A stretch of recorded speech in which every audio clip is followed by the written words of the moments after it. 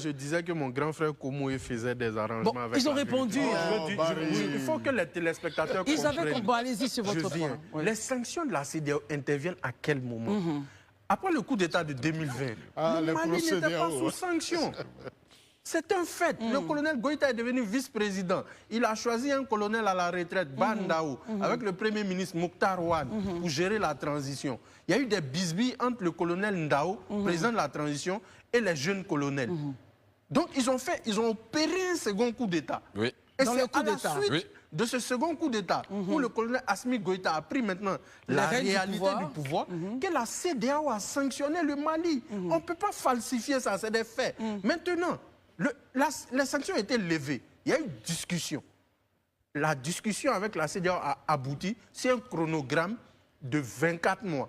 Et ça devait finir le 26 mars 2024. Selon eux, à quel moment les sanctions ont été levées? Les sanctions ont été levées à la suite de la déclaration. Je pense que votre cas est là. Monsieur Marius Komoé, les gens ont décidé de sortir.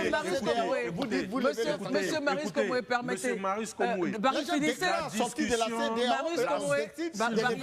Attendez. Monsieur Marius Komoé. C'est vous qui tronquez l'histoire. Monsieur Marius Komoé, attendez. Il finit son point et vous aurez la parole. Je vous en prie. Mais il tronque l'histoire. Il finit son point et puis vous prenez la parole. C'est important qu'on puisse s'entendre. Barry, on finit rapidement. Il ne faut pas faire des raccourcis avec l'histoire. Ils sont sortis de la CEDEAO. Le seul pays qui était sous sanction, c'était le Niger. Ça, c'est des faits. On ne peut pas les falsifier. Bon, aujourd'hui, les acteurs politiques maliens ont saisi la Cour constitutionnelle parce que le colonel Assimi Goïta a prêté serment devant le président de la Cour constitutionnelle.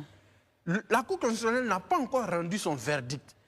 Et là, on décide maintenant de s'attaquer aux partis politiques. Ma question maintenant, Barry, sur ce point, quelle est la voie de sortie pour le peuple malien? Non, je pense qu'au Mali, il y a encore des personnalités comme le cheikh Madani Aïdara, qui est le président de la haute autorité islamique du Mali.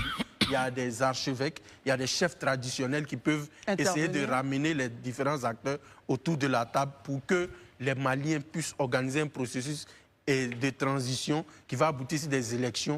Et naturellement... Non, mais aujourd'hui, le vin est tiré, il faut le boire. Très bien.